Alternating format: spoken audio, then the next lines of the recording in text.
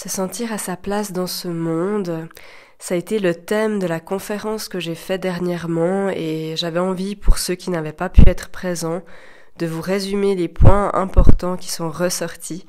Et aujourd'hui, je vous le fais en mode podcast et je vous souhaite une bonne écoute. On cherche sa place dès tout petit parce que avoir une place, se ranger, se caser, ça nous donne une sensation d'appartenance, d'être reconnu. Ça nous donne la sensation d'être intégré dans un groupe, dans une communauté. Et puis en fait, cette sensation d'appartenance, finalement, elle va venir nous donner la sensation d'être aimé. Elle va nous donner cette impression que l'on est aimé. Mais le hic, c'est qu'on n'est pas forcément aimé pour qui l'on est vraiment, dans certains cas. Parce que vu qu'on est casé, ou que certaines personnes, malgré elles se casent, elles se donnent une étiquette, ou qu'on leur a donné une étiquette, ou même dans certains autres cas, des personnes qui doivent reprendre par exemple l'entreprise familiale et qui n'ont pas d'autre choix en fait que de se ranger dans une certaine case.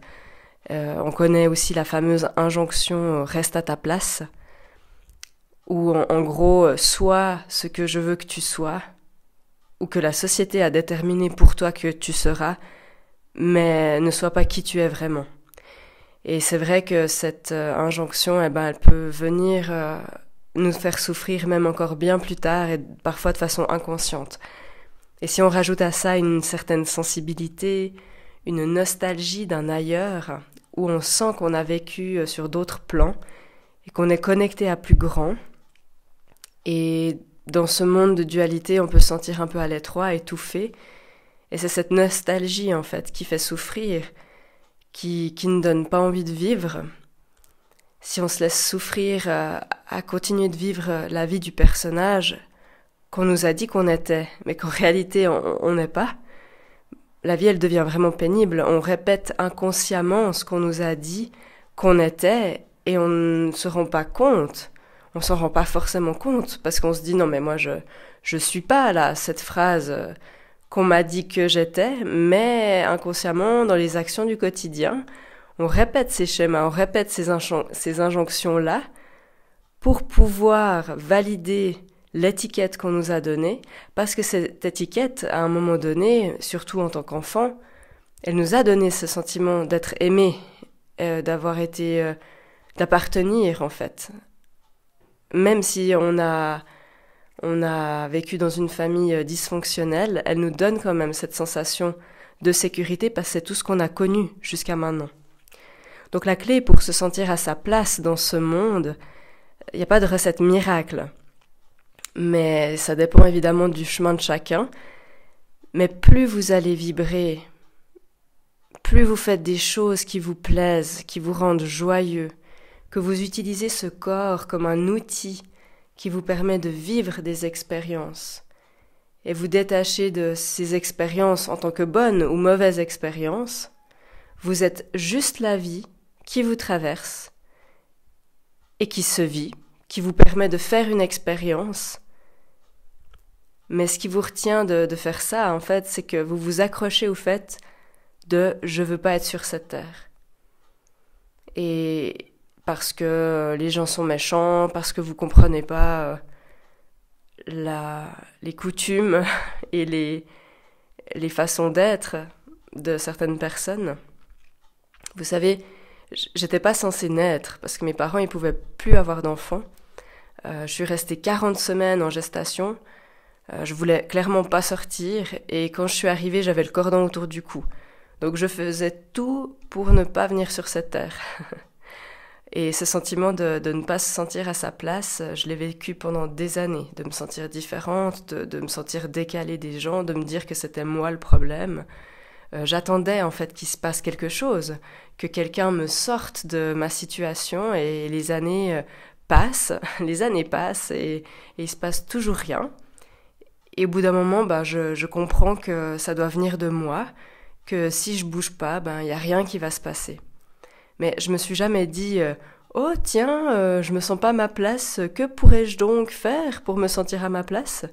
Non, c'est juste qu'au bout d'un moment, je me disais, bah, je suis quand même dans cette vie, enfin, je veux dire, je suis là.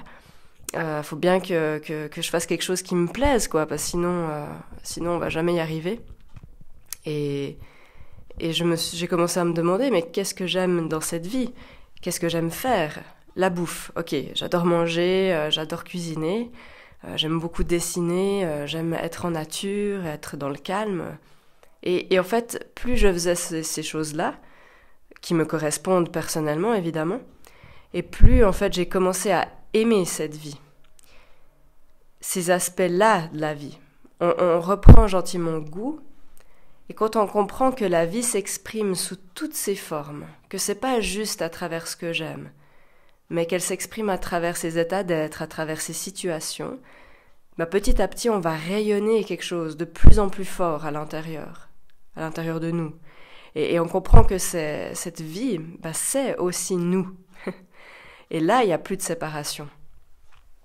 Ne plus être dans cette séparation, on rayonne cet amour, on est en paix avec nous-mêmes, et cette sensation d'appartenance dans la vérité, c'est-à-dire la vraie appartenance d'être cette lumière, d'être cette vie, bah ça nous donne vraiment ce sentiment, ça nous rappelle vraiment qui on est vraiment et pourquoi on est là. Ça se fait pas en un jour, hein, ça c'est clair, c'est tout un cheminement, mais c'est tout à fait possible pour chacun d'entre vous. Vous êtes dans le jeu, vous pouvez pas sortir. Après bien sûr il y a des personnes qui se donnent la mort, mais c'est dommage et c'est pas envisageable. Donc vous êtes dans ce jeu, vous êtes là pour une raison, vous êtes utile à ce jeu, à cette fourmilière, et le monde a besoin de votre rôle. Toute la beauté du jeu, c'est de se rendre compte de ce trésor caché en nous. Et on a cru quelques années avant qu'on était ce qu'on nous a dit qu'on était. On a souffert, on souffre, on va cheminer. Et gentiment, on va choisir de croire qu'on est bien au-delà de ce qu'on nous a dit qu'on était ou qu'on sera. On choisit d'être vraiment nous-mêmes. Et si c'est pas clair au début, on va créer ça. On va essayer de créer ce nous-mêmes qu'on ressent, même si c'est pas très clair. C'est comme un peu un fantasme de la version la plus belle, la plus magnifique de ce que l'on ressent de nous. Et on va commencer à croire à cet être-là, à ce fantasme-là, qui en réalité n'est pas un fantasme, n'est pas une illusion, mais simplement l'être magnifique que l'on est déjà. Et comme je vous le disais, c'est quand même un cheminement. Parfois on a besoin d'être épaulé par des psychologues, par des gens sensibles qui peuvent vous accompagner sur votre chemin.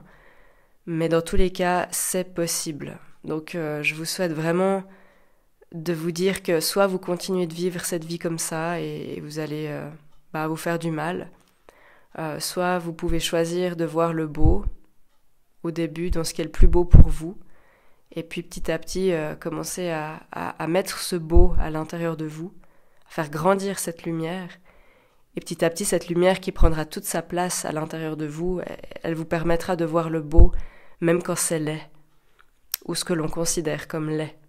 Et bien sûr, je ne parle pas d'esthétique, mais de situations parfois traumatisantes, traumatiques, désagréables, et de voir aussi le beau derrière ça, parce que c'est juste la vie qui s'exprime. Je vous remercie de m'avoir écouté, et je vous dis à bientôt pour une nouvelle vidéo.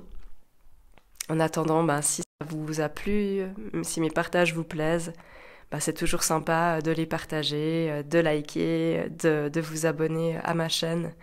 Et très bon dimanche.